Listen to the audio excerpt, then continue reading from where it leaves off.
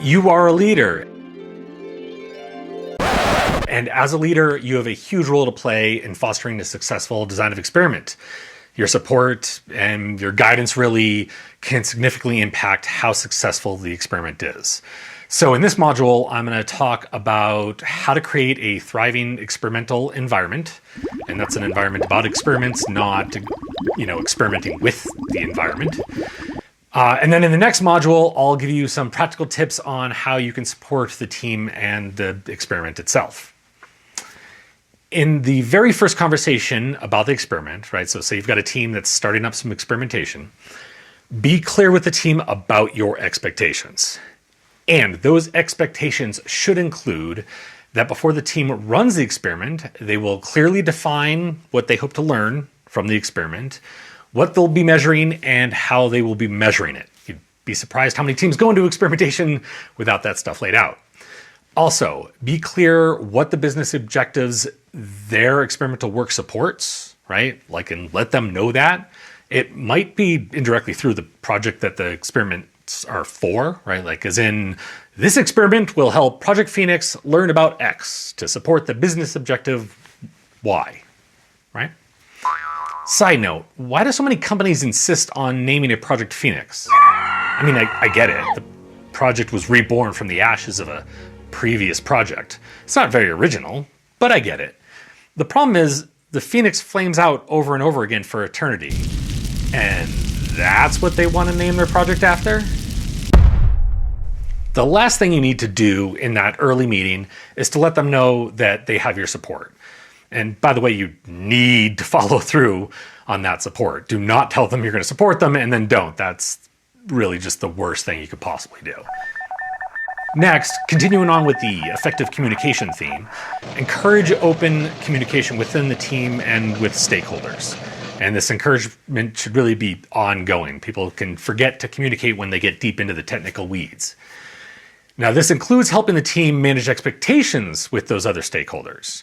Now, you know the ins and outs of the organizational culture of the organization you are within and what the specific communication needs are. So I'll just say, make sure to help the team proactively communicate with those stakeholders and err on the side of openness.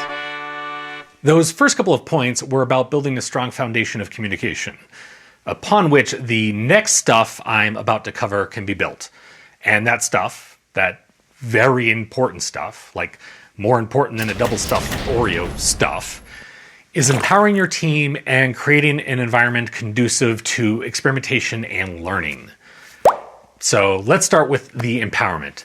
The team needs to be empowered to make decisions. That's just all there is to it. In experimentation, they're on a quest for knowledge, right? They're adventurers, so to speak. And it takes curiosity. It takes following knowledge paths, right? And if the path turns right, they need to be able to turn right, right? If the team's not empowered, they won't be able to do that. They won't turn right, they'll just hit a wall because they didn't turn. Also, recognize that if the team doesn't feel empowered, then they really aren't. So anytime a team makes a decision and then learns something, celebrate it. That'll go a long way in having them feel empowered. Make the celebration proportional to the learning, right? You don't need to and shouldn't really throw a party for every little thing learned, but every little thing learned should be recognized as a good thing, even if it's just a, hey, good job. By doing this, you're developing your people to be comfortable with uncertainty. You see, being uncomfortable with uncertainty comes from fearing what you might learn, right? That it might turn out poorly, go in the wrong direction, whatever. But if they recognize that the learning process itself is valuable, they won't need to fear that bad outcome because it's that process that's really, really valuable. So say you've empowered the team and you have them thinking the right way about experimentation. They'll need an environment in which they can operate that is conducive to running experiments. Now, this includes things that are generally good for teams anyway, like protecting them from distractions and interruptions, like providing the necessary resources and support, the things they need. It also includes experimentation-specific things, and at the core of it, it's fostering a culture of experimentation and learning. I've already discussed doing that within the team, but it's also very beneficial to do it outside the team as well. I mean, if you have a team stoked about running experiments, but everyone around them in the organization is hostile towards it, the team won't be stoked about the experiments very long. That's just how it goes. I mean, this is an extreme example, but illustrative of the impact that the outside influences can have in the overall environment of the organization. Usually a mix of reactivity and proactivity is needed. You may need to react to block other influences that try to rush the team along or steal resources or whatever. And you can be proactive by promoting experimentation as a learning exercise. That a successful experiment is one in which you learn, right?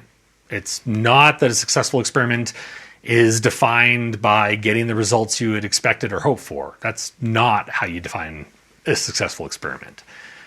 Okay.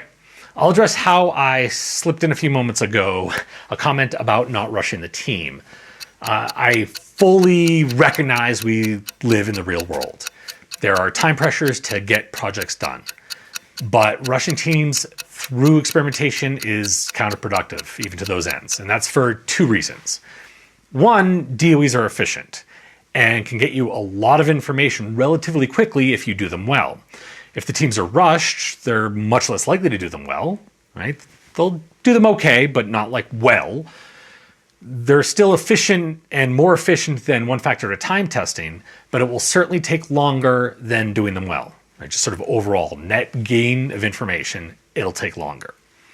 Two, and probably more importantly, when you rush a team through an experiment, a little part of each team member dies. I've been on that team. It hurts their souls to not do the best job that they can do. I mean, hopefully you've hired the right people that feel that way, and I'm sure they do. If, however, you're operating freely in a culture conducive to experimentation, you won't be able to keep up with them. No one will be trying to rush them. If anything, you'll need to ask them to slow down because they'll be so engaged in that learning process, they'll just be wanting to take the next steps. I hope what I have covered in this module resonates with you. By creating a supportive and empowering environment, you'll be able to equip your team with the tools they need to conduct successful experiments and really drive innovation at your organization.